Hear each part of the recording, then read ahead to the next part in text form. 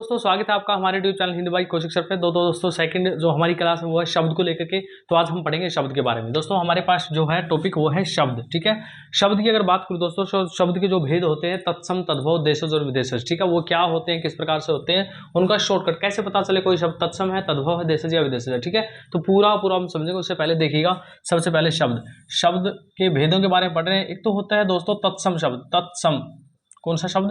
तत्सम शब्द। उसके बाद अगर दूसरे भेद की बात करें तो वो होता है तद्भव भेद। तद्भव हमारे पास जो शब्द के भेद होते हैं ना, उसमें तो एक तो होता है तत्सम प्रकार का शब्द और एक है तद्भव। उसके बाद है देशज शब्द, देशज शब्द, और उसके बाद है विदेशज शब्द, विदेशज विदेशज शब्द। ठीक है, तो सबसे पहले इनके बारे में जान लेते हैं कि ये हैं क्या। तत्सम, तत्सम किसे कहा जाता है? संस्कृत का शब्द,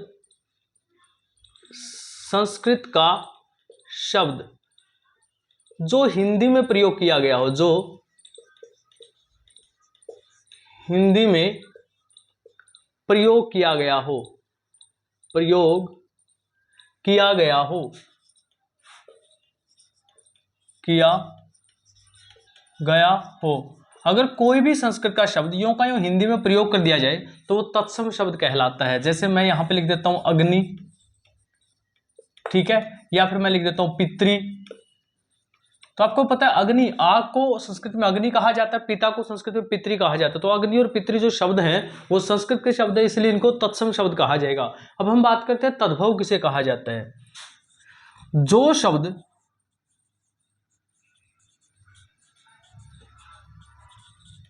संस्कृत का हो परंतु कुछ बदलाव के साथ हिंदी में प्रयोग कर दिया जाए, हिंदी में प्रयोग कर दिया जाए, प्रयोग किया जाए, अर्थात वह संस्कृत का शब्द जो थोड़ा बहुत बदलने के बाद हिंदी में प्रयोग हो जाए। जैसे अगर हम बात करते हैं अग्नि, तो अग्नि हमारा क्या है? तत्सम शब्द है। अगर अग्नि से जो मैं आग शब्द बनाऊंगा, आग, तो ये क्या हो जाएगा? तद्भव हो जाएगा, क्योंकि अग्नि शब्द से बना है आग। ठीक है, अग्नि को थोड़ा बहुत चेंज किया, आग बना दिया। पितृ से शब्द बना पिता, तो मैं क्या कहूंगा? जो पिता शब्द है वो तद्भव शब्द है, और आग जो शब्द है वो भी क्या है? तद्भव शब्द है, क्योंकि ये संस्कृत के शब्दों से थोड़ा बहुत बदल करके हिंदी में प्रयोग किए गए हैं। ठीक है, अब उसके बाद बात करते हैं देशज शब्द क्या होता है, देशज शब्द क्या होता है, और विदेशज शब्द क्या होता है। विदेशज के बारे में मेरे ख्याल सभी को पता ही है। विदेशी भाषाओं से, विदेशी भाषाओं से उत्पन्न शब्द, उत्पन्न जो शब्द होते हैं, या विदेशी भाषाओं से जो लिए गए शब्द होते हैं, वो सारे के सारे शब्द विदेशज शब्द होते हैं साथियों। जैसे अगर मैं बात करूं दफ्तर, दफ्तर जो शब्द है वो क्या है? विदेशी शब्द है, फारसी का शब्द है। कैसे? क्योंकि दफ्तर के लिए हिंदी में कार्यालय शब्द प्रयोग किया जाता है। अगर मैं यहाँ पे दफ्तर की जगह बात करूं स्कूल, तो स्कूल क्या है भाई? स्कूल भी विदेशी शब्द है, इंग्लिश भाषा का शब्द है, क्योंकि स्कूल के लिए हम हिंदी में विद्यालय शब्द प्रयोग करते हैं। तो ऐसे ऐसे शब्द जो किसी भी दूसरी भाषाओं से प्राप्त हुए होंगे वो सारे के सारे विदेशी शब्द कहलाएंगे। अब बात आती है देशज शब्दों की।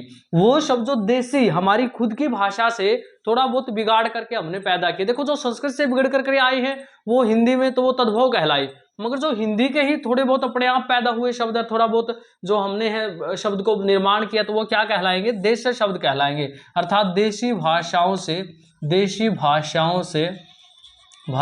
से उत्पन्न शब्द। अभी एचएससी में एक एग्जाम हुआ था और उसमें देशज शब्द के बारे में जो डेफिनेशन थी वो कुछ इस प्रकार से दी गई थी। उन्होंने कहा था ऐसा कोई शब्द जिसका ये ना पता चले कि वो कहां से आया है, उसको क्या कहा जाएगा, और उसका आंसर उन्होंने मान लिया था देशज। तो देशज हम उसको भी कह सकते हैं जिसका हमें पता ना चले कि वो कहां से आया। देखिए, अगर वो संस्कृत से आया होता तत्सम कहलाता, संस्कृत से थोड़ा बहुत चेंज होता तो तद्भव कहलाता, विदेशी भाषाओं से बनता तो विदेशज कहलाता। अर्थात इन सबसे नहीं बना तो हम क्या कहेंगे? अपने ही देश में ही पैदा हुए शब्द है वो, इसलिए उनको क्या कहा गया? देशज शब्द कहा गया। गया। अब बात आती है कि हमारे सामने क्वेश्चन कई बार इस प्रकार से आ जाता है कि निम्न में से कौन सा तत्सम शब्द है और कौन सा तद्भव शब्द है, ठीक है, इसको पहचानिए। तो अब हम बात करेंगे तत्सम शब्द की पहचान क्या है।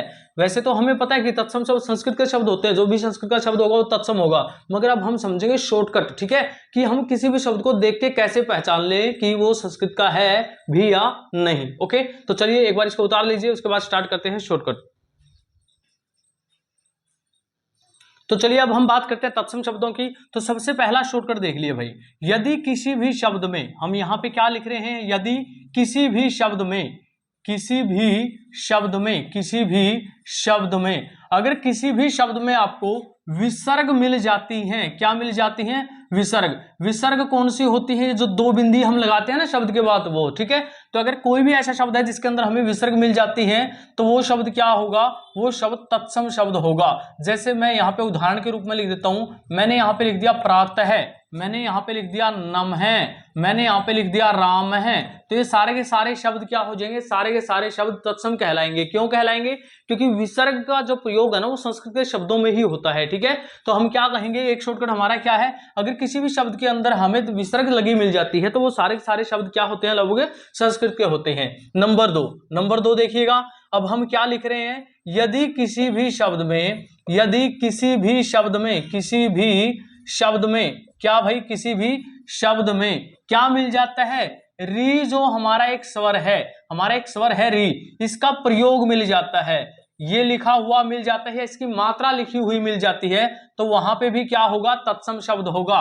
जैसे हमने यहाँ पे लिख दिया पितृ, हमने यहाँ पे लिख दिया मातृ, अब यहाँ पे जो री है ना, ये री की मात्रा लगी हुई है, ठीक है। या फिर मैं यहाँ पे पूरा री ऐसा कैसा लिख दूं ऋण, या फिर लिख दूं ऋषि, ठीक है, या फिर लिख दूं ऋतु, ठीक है। तो ये सारे के सारे जो भी शब्द होंगे री से युक्त होंगे वो क्या कहलाएंगे, तत्सम शब्द कहलाएंगे, ठीक है। तो अब बात करते हैं नंबर 3 पे।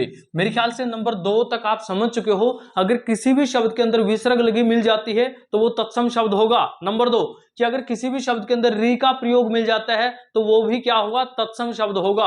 अब देखिएगा हम नंबर 3 पे लिख रहे हैं, यदि किसी भी शब्द में, यदि किसी भी शब्द में, किसी भी शब्द में वर्ग का पांचवां वर्ण आधा मिल जाए, क्या मिल जाए भाई, पांचवां वर्ण आधा मिल जाए, तो वो भी क्या होगा, हमारा तत्सम शब्द होगा, ठीक है।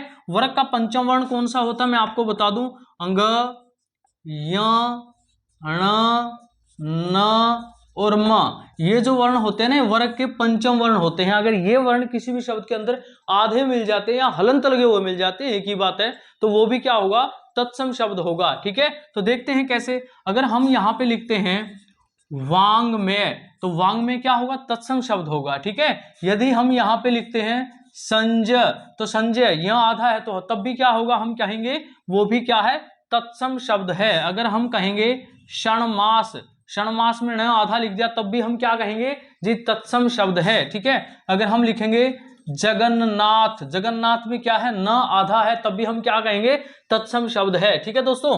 तो कुल 6 शॉर्टकट होते हैं तत्सम शब्दों के, जहां से हम तत्सम शब्द को देखते ही पहचान सकते हैं।